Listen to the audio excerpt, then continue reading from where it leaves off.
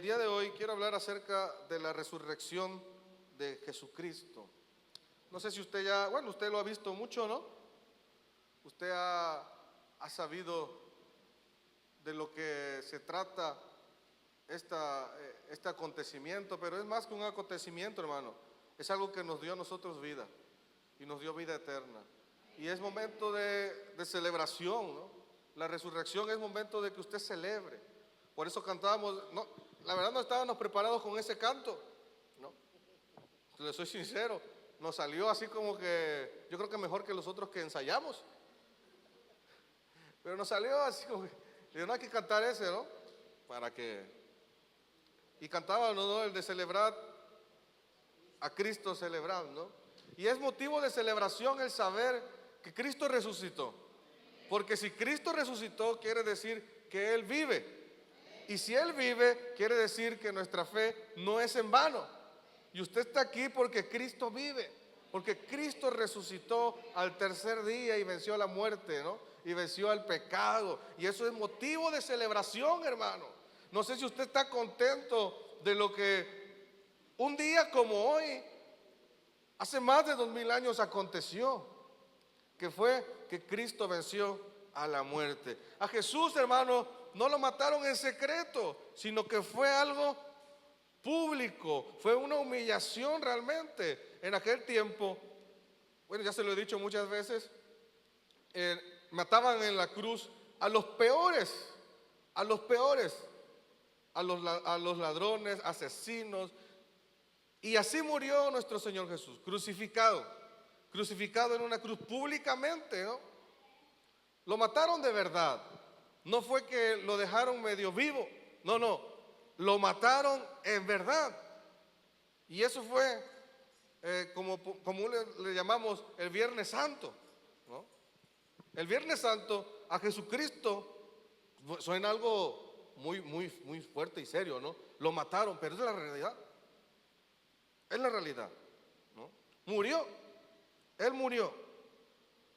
Pero al tercer día, Dios nos hizo ver que no había terminado aún la obra, ¿no?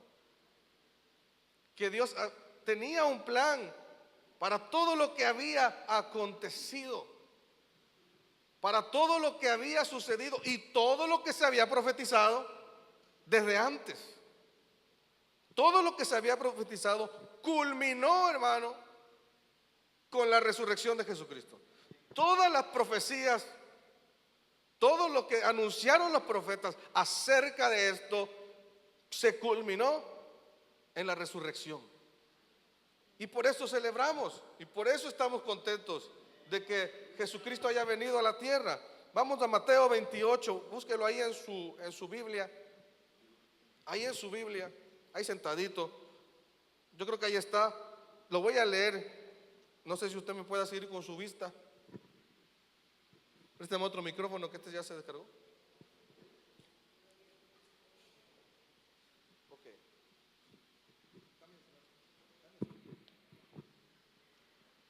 ¿Ya lo tiene? ¿Ya tiene el texto? Ok, vamos a... Dice, pasado el día de reposo, estamos en Mateo 28, versículo 1. Pasado el día de reposo, al amanecer del primer día de la semana, vinieron María Magdalena y la otra María a ver el sepulcro. Y hubo un gran terremoto, porque un ángel del Señor descendió del cielo y llegando removió la piedra y se sentó sobre ella. Su aspecto era como un relámpago y su vestido blanco como la nieve. Y de miedo de él, los guardas temblaron y se quedaron como muertos. Mas el ángel respondiendo dijo a las mujeres: no temáis vosotras, porque yo sé que buscáis a Jesús, el que fue crucificado. Y lo que viene es momento clave, lo que les dice ahí.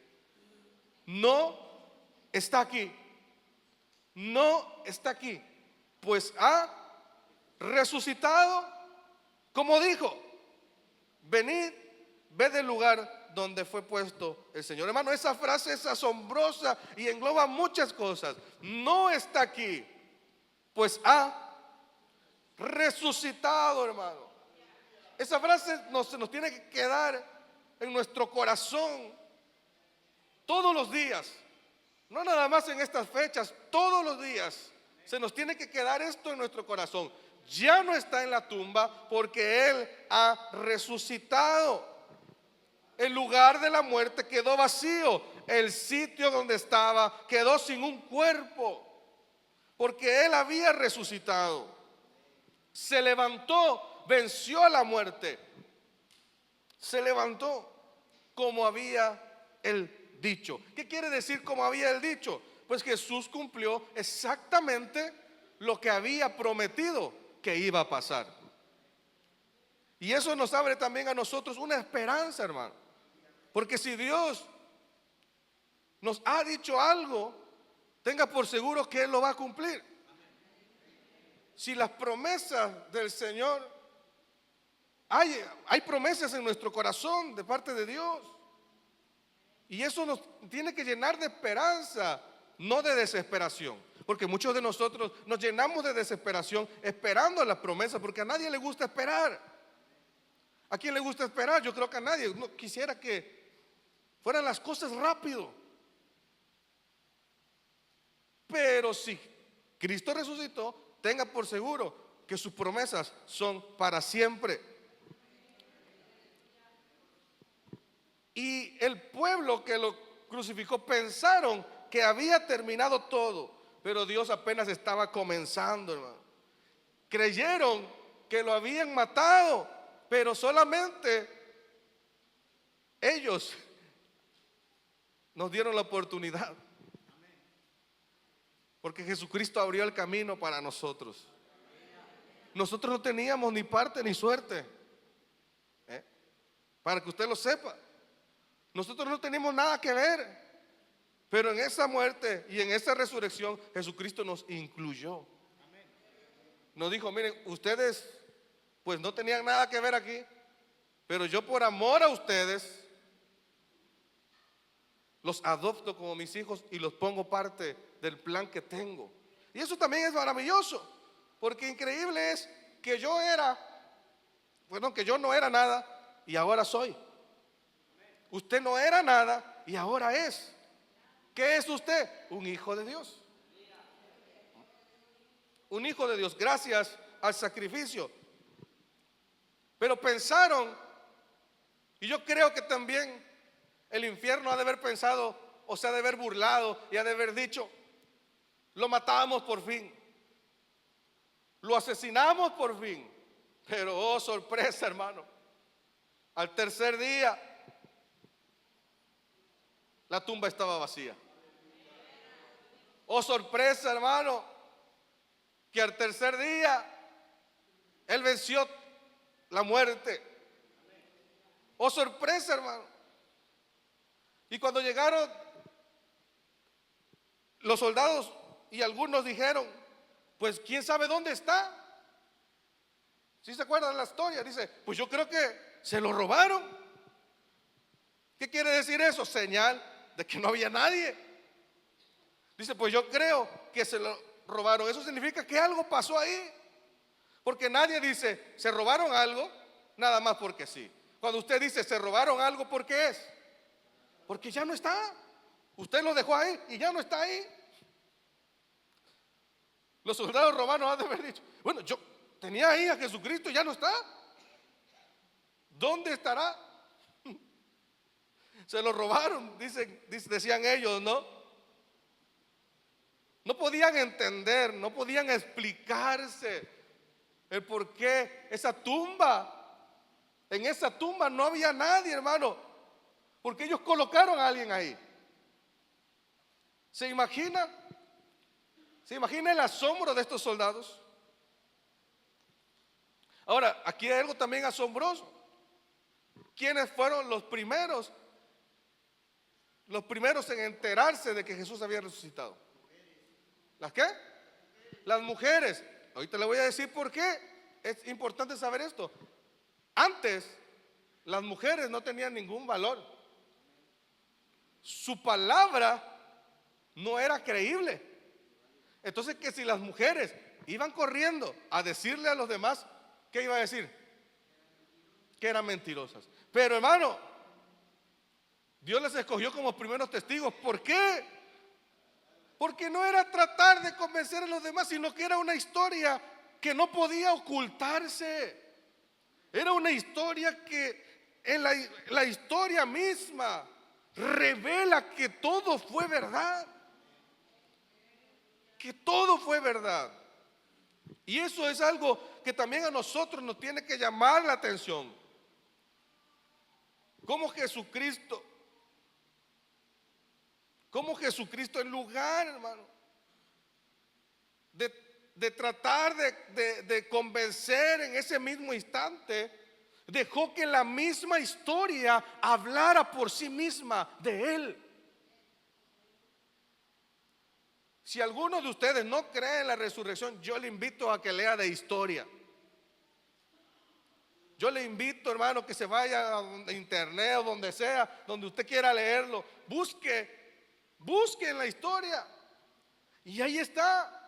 ¿Por qué? Porque hay gente que lo vio, hay testigos.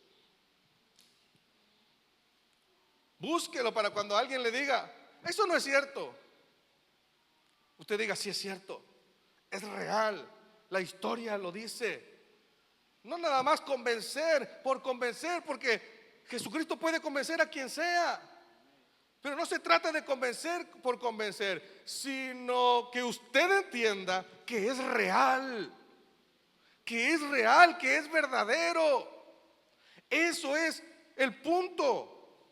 Eso es lo que Cristo quería, que nosotros supiéramos que es verdad, que es real, hermano. Porque, hermano, no estaban defendiendo una idea.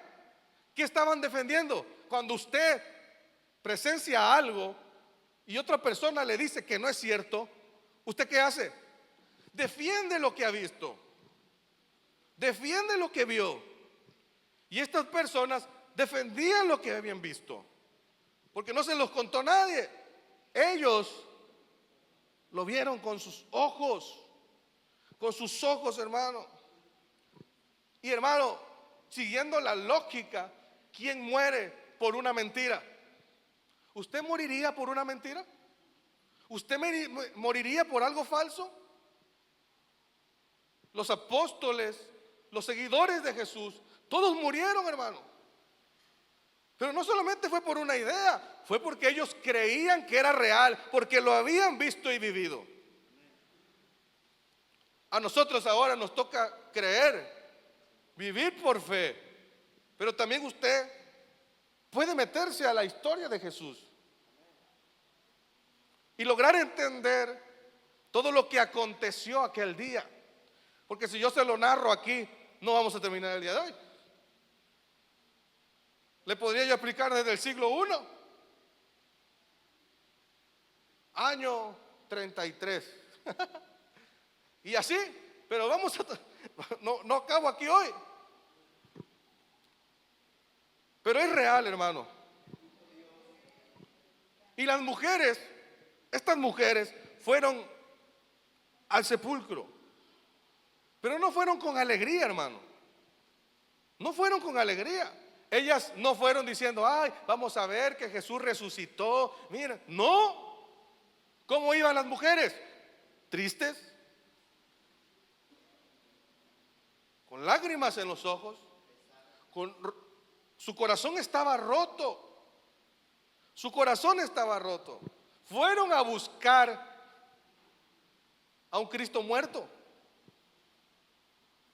Fueron a buscar a un buen hombre, a un profeta. Ellas fueron a buscar a ese hombre. Y muchos de nosotros, hermanos, hacemos igual.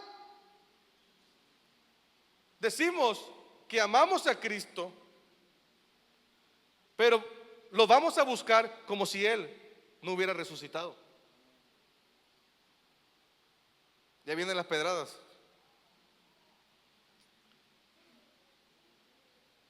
Decimos, yo amo al Señor,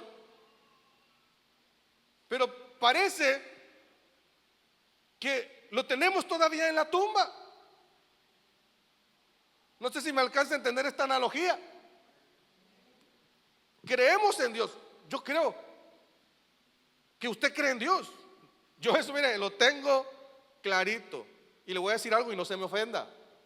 Los demonios también creen y tiemblan. ¿Qué me quiere decir esto? Que no basta solo con creer. No basta solo con creer. Nosotros tenemos que estar seguros de que Cristo murió por nosotros. Tenemos que estar seguros. Creer, hermano, usted puede ir a la calle y usted puede preguntarle a toda la gente. Es más, usted puede ir a la esquina a preguntarle a un borracho si cree en Dios. Y el borracho le va a decir que sí, y hasta le va a predicar. Hasta va a quedar en vergüenza usted. ¿Sí? Yo me he encontrado uno que otro que te predica la palabra y te queda así de increíble. No sé si usted ha conocido uno así. Y a nosotros nos pasa igual. Hay situaciones en nuestra vida que huelen a muerte. Y ahorita le voy a decir, no se espante, no se espante. Porque así, ¿cómo que huelen a muerte? Huelen a que ya se están acabando. Situaciones, matrimonios quebrados, fe que se apaga, porque muchos de nosotros decimos tener fe, pero ya se nos está apagando. Sueños que nosotros teníamos en Dios, los hemos enterrado.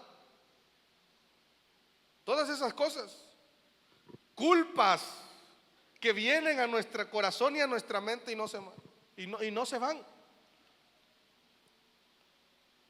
Hace poco hablaba yo de esto, de la culpa. La culpa, hermano, te mata porque te hace sentir inmerecedor, indigno de que Dios te ame. Y yo creo que más de uno aquí a veces nos hemos sentido con esa culpa, inmerecedores de que Dios nos ame.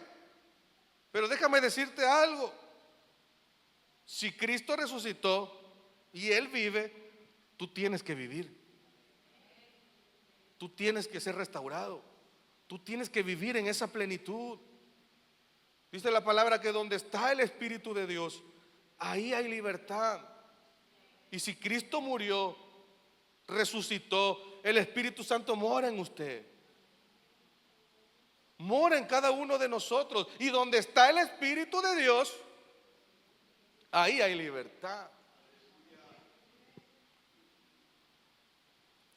Entonces, hermano, ¿qué podemos decir?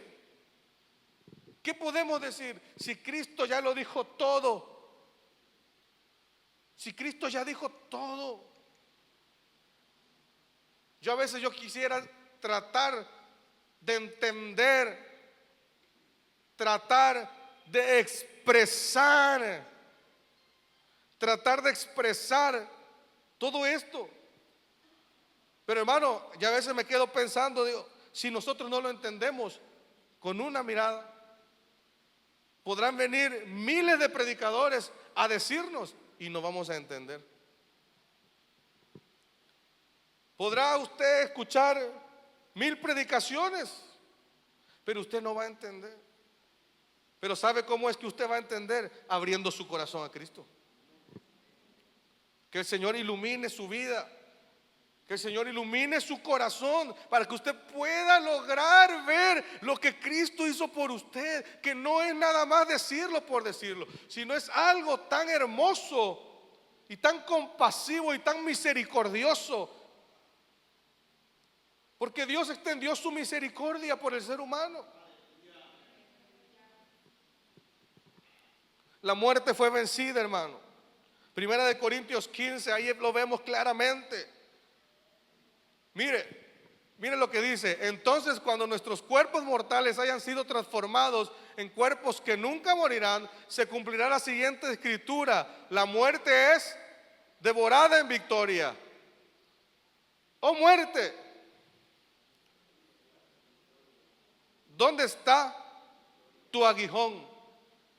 ¿dónde, oh sepulcro, tu victoria? Ya que el aguijón de la muerte es el pecado. Bueno, lo tengo acá en otra versión.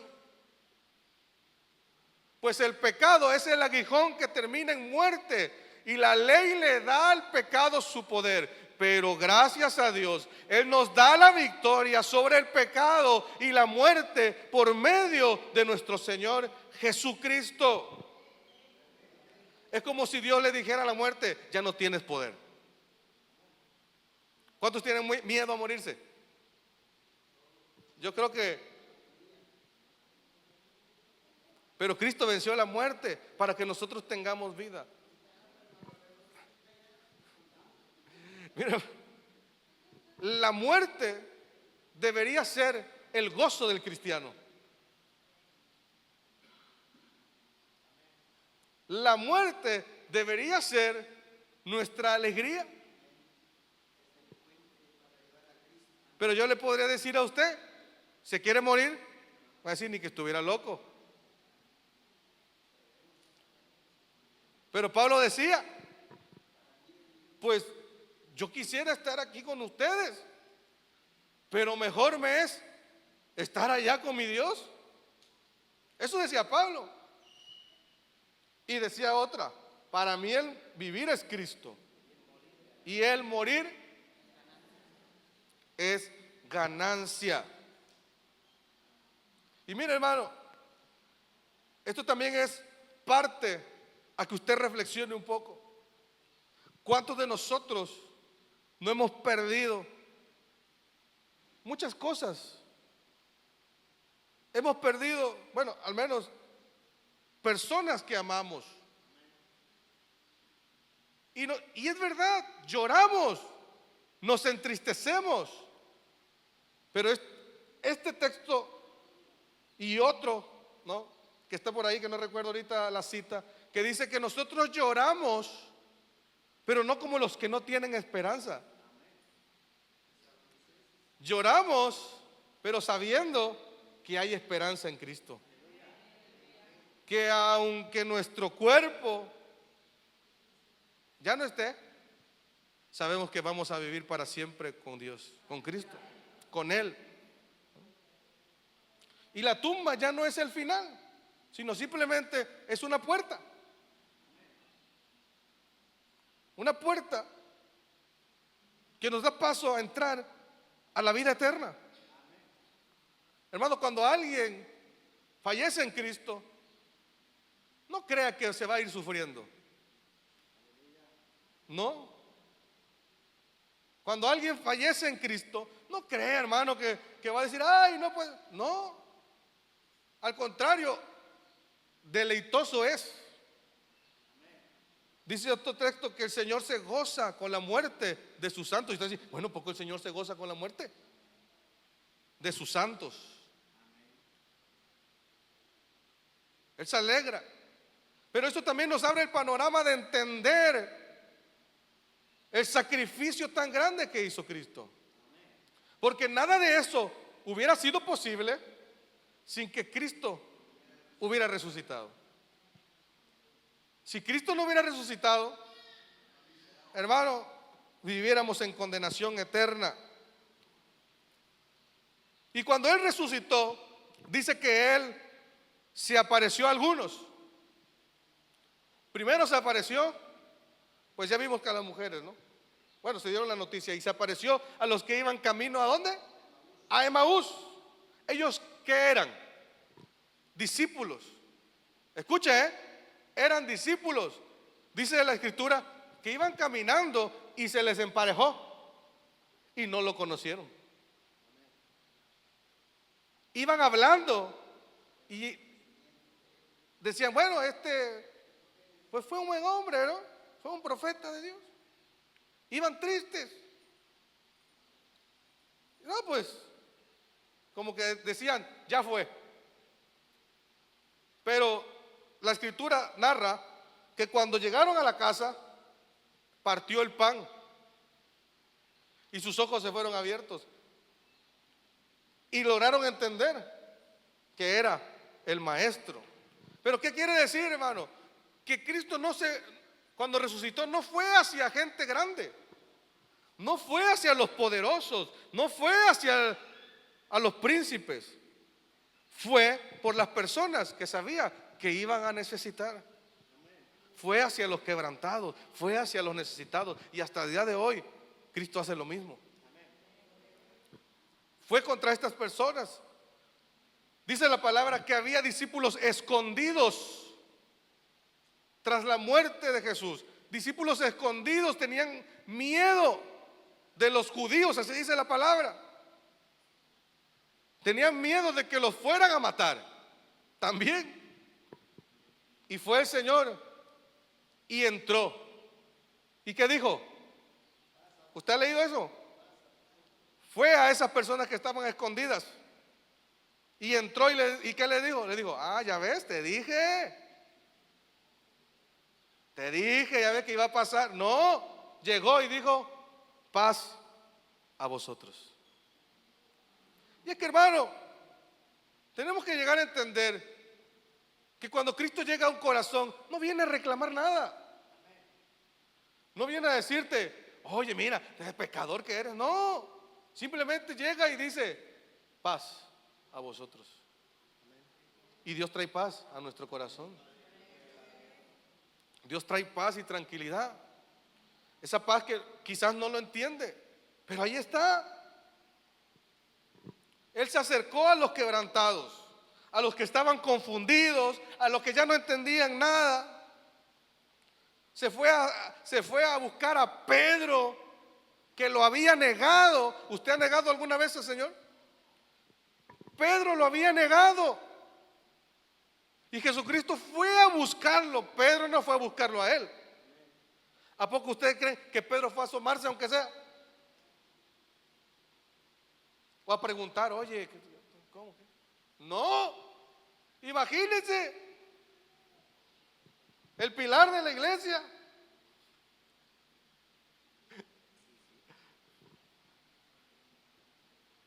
Se fue a pescar y el maestro fue hacia allá.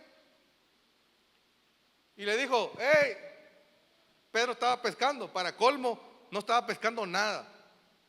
Porque eso es lo peor, hermano. Decir que sirves para algo y no sirves. Bueno, ya es otra historia. Fue a pescar y no pescaba nada. Porque dijo Pedro, bueno, yo voy a volver a mi profesión, a pescar. Y no estaba pescando nada. Y se acerca al maestro y le dice, hey, ya resucitado, ya resucitado. Le dice, hey, tira la red, mira, del otro lado. Y Pedro estaba pescando y quedó así de, ¿quién será ese loco? Hermano, así fue. Pedro dice, ¿quién será aquel? Y el Señor Jesús, hey, Pedro, para el otro lado. Y Pedro así de, como usted, cuando el Señor le dice, hey, al otro lado, y usted, y ese es el loco. Pero bueno, esa es otra prédica. Y Pedro dice, pues ya hay que hacerle caso. Pues ya, ¿qué le vamos a hacer? Y tira la red del otro lado. ¿Y qué cree que pasó? Sucedió el mismo milagro que cuando había llamado la primera vez a Pedro. Lo había llamado la primera vez y sucedió el milagro. Y entonces Pedro dijo, no me digas. Se quedó como usted, ¿no? Cuando el Señor le hace el milagro, no me digas. No. Es el maestro. Es el maestro indudablemente, porque este milagro yo lo conozco. ¿Y qué pasó? Se ciñó sus ropas. ¿Quién se pone sus ropas para ir a nadar? Pero Pedro lo hizo, ¿no? Se ciñó sus ropas, se aventó al agua, nadó hasta llegar al maestro. Y cuando llegó, dice que el Señor le estaba preparando el desayuno todavía. Estaba preparándole el desayuno, le hacía sus huevitos con jamón. No dice la escritura eso, ¿no? Es un decir, hermano, es una analogía. Dice que le estaba haciendo su desayuno acá. Pues imagínense el recorrido que tuvo que hacer Pedro, porque todavía el Señor le dio tiempo, ¿no? Y llegó Pedro, ¿no? ¿Y qué pasó cuando llegó? Le dijo a Jesucristo, ya ves, te dije que me ibas a negar. No. Pedro llegó y dijo, ay Señor, mira, espérate. Mira, come primero. Come primero. Y Pedro dice, es que, mira Señor, mira. Porque a veces nosotros somos así, ¿no? Nosotros venimos a Dios y pensamos que Dios quiere nuestras excusas. No, mira Señor, es que yo esto y no, espérate. Le dijo a Pedro, espérate. Y fue que le dijo, ¿me amas? Y Pedro, ¿qué le dijo? Sí, sí te amo, sí te amo. No. Pedro dijo, no Señor, es que mira, tú sabes que te amo, pero es que ¿me amas? Y Pedro, no, pero es que mira, no te estoy preguntando otra cosa, casi le dijo. Lo bueno que no era yo, porque si no yo le pego sus cachetadas a Pedro. Dijo, ¿me amas? Y al final Pedro entendió. Digo, sí Señor, tú sabes todas las cosas. Todas las cosas. Y eso, hermano, sucede hoy en día. Nosotros vamos por la vida caminando tristes, caminando con dolor en nuestro corazón, decepciones, y pensamos que Dios nos ha abandonado cuando Cristo va a nuestro lado. Eso pasa muchas veces cuando no entendemos que Cristo vive. Nos ponemos tristes por situaciones. Hay situaciones que nos han roto el corazón y por fuera parecemos felices, pero por dentro nos estamos acabando. Por dentro estamos rotos. Por fuera se nos ve la sonrisa, pero dentro de nosotros hay aflicción. Y entonces vamos por el camino y vamos andando y decimos, Señor, me has abandonado, o pensamos que Dios no nos escucha. Y aquel que resucitó, ¿no te has dado cuenta que va contigo? Aquel que vive va a tu lado. Y no le digas excusas, simplemente dile, Señor, tú sabes que te amo, tú conoces todas las cosas, ayúdame, ayúdame hoy. Porque cuando usted comprende que Cristo resucitó por un propósito mayor a lo que usted cree, usted comienza a confiar en Él a pesar de la circunstancia. Cuando usted cree verdaderamente que Cristo resucitó, usted ya no da lugar a la depresión, ya no da lugar a la tristeza, porque sabe que Él va con usted y eso es motivo de alegría. Eso es motivo de gozo, con el simple hecho de que Él esté con nosotros.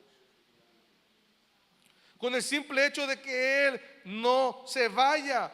Con eso, hermano, es motivo de sentirse las personas más dichosas que puede haber. Porque ¿sabe algo? Cristo resucitó por nosotros. Quizás no figurábamos mucho, quizás no seamos muy importantes, quizás algunos estemos más feos que otros, pero Cristo murió por usted y resucitó para darle vida eterna, para darle gozo en su corazón. Entonces, hermano, Dios está con usted. No tiene por qué tener miedo, no tiene por qué tener dudas, porque Dios está ahí. Yo le decía hoy en la mañana, Señor, mira, que me falte todo, pero que no me faltes tú. Porque yo sentía algo, no sé, una incomodidad en mi corazón. Sentía algo incómodo en mí. Y le decía yo al Señor, mira, yo no sé ni qué decir ahorita. Yo no sé qué hacer. que pedir, pero solo te pido que no me dejes. Solo te pido que no nos dejes. No me dejes a mí y no dejes a los hermanos. No nos abandones. Quizá viene una situación difícil para nuestras vidas. Y solo le pido al Señor que no nos abandone. Que no nos abandone. Y estoy seguro, hermano, y confiado que Él no nos va a dejar. Que Él no nos va a dejar. Él va a acompañarnos en los momentos más difíciles de nuestra vida. Quizás alguien está por pasar algo difícil. Yo no lo sé, a lo mejor esa es mi incomodidad. Pero déjame decirte, si vas a pasar por un momento difícil, confía en Dios. Confía en Dios. Si vas a atravesar por un valle de sombra de muerte, déjame decirte que Dios está contigo. Dice el salmista: aunque ande en valle de sombra de muerte, no temerá mi corazón, porque tú estarás conmigo. ¿Usted lo cree? ¿Usted cree que Dios va con usted? Kevin, ayúdame, porfa.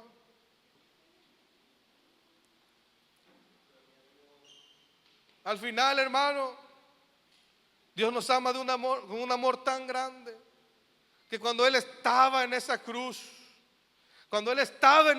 desangrándose, Él miró hacia el cielo y todavía dijo: Padre, perdónalos, porque no saben lo que hacen. Aún estando en el lecho de su muerte, Él volteó a vernos y dijo: Padre, perdona a esta gente, perdónalos porque no saben lo que están haciendo. Y hoy, hermano, el Señor siempre tiene perdón para nosotros. Y nos voltea a ver y nos dice: perdónalos, Padre, porque no saben muchas veces lo que están haciendo.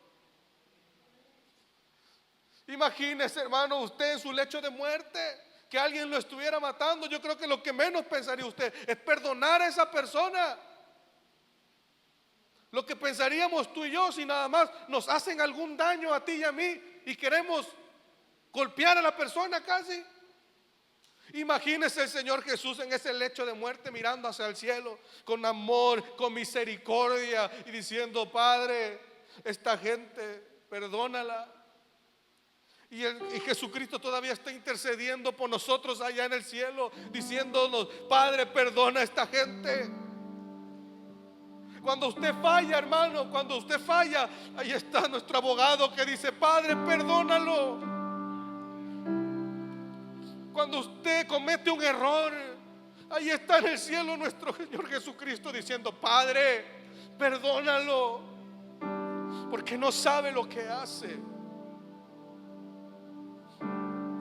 Qué amor tan grande es este. Qué amor tan sublime es este, que a pesar de ser como somos, Él siempre está diciendo: Padre, perdónalos. Por eso, hermano, dice que la muerte no tiene ningún poder sobre nosotros. El pecado no tiene ningún poder sobre nosotros. ¿Sabe por qué? Porque abogado tenemos para con el Padre.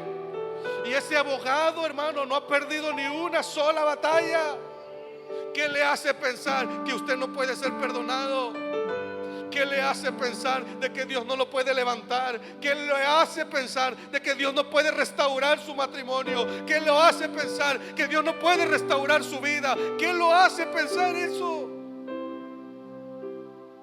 ¿Qué lo hace pensar?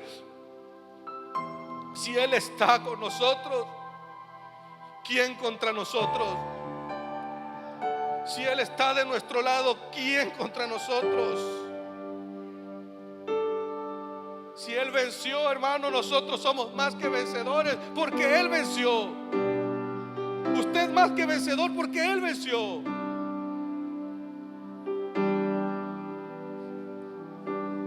Él resucitó para darnos vida y perdón. Vida y perdón a los injustos, a los más pecadores. Yo les decía el jueves: si el Señor me miró a mí, que entre todos ustedes yo soy el más pecador, Si el Señor me miró a mí, yo creo que el Señor lo puede mirar a usted también. Si el Señor está conmigo, a pesar de cómo soy, yo creo que también está con usted.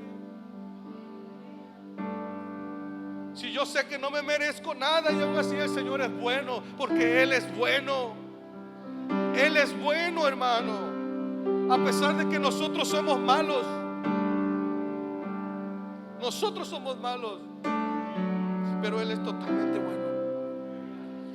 Maravilloso, sublime. Cristo vive, hermano, y eso cambia todas las cosas.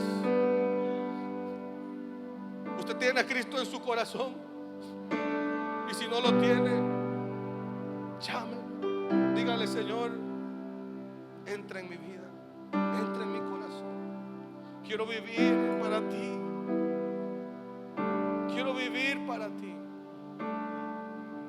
Y tenga por seguro que el Señor va a interceder por usted y va a decir: Padre, perdónalo.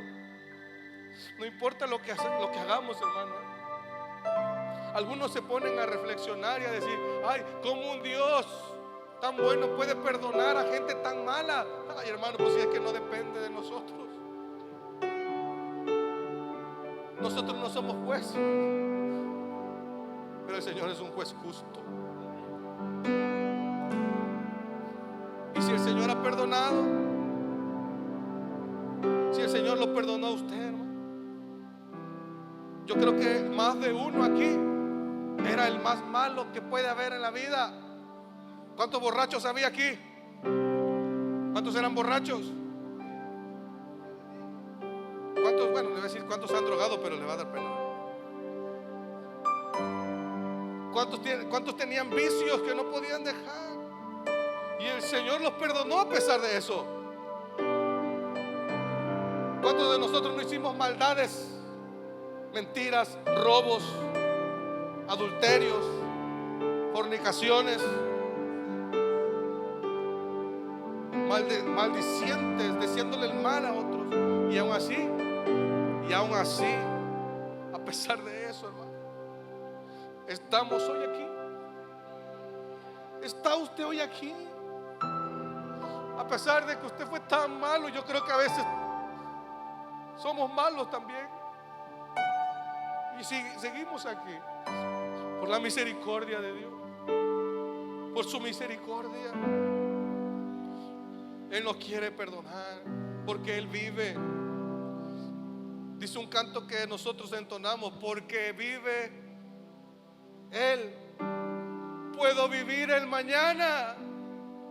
Porque Él vive, yo puedo vivir el mañana. Porque vive Él, ya no hay temor. Porque yo sé que en sus manos Él tiene el futuro. Yo sé que en sus manos Él tiene el futuro. En Él la vida vale la pena vivir. En Él la vida vale la pena. Vale la pena, hermano. Vale la pena vivir para el Señor. Vale la pena vivir para aquel Cristo que resucitó y que hoy te brinda el perdón, hoy te brinda el amor, hoy te brinda la misericordia. No desaproveches ese amor, no desaproveches esa misericordia, no desaproveches, hermano, no desaproveches, te lo pido con todo el corazón. No desaproveches todavía la bondad de Dios y su misericordia que tiene por ti, porque Él te ama con amor eterno y Él quiere verte bien, quiere verte con Él. Porque Él vive, podemos vivir con Él para siempre. Cierre sus ojos un momento.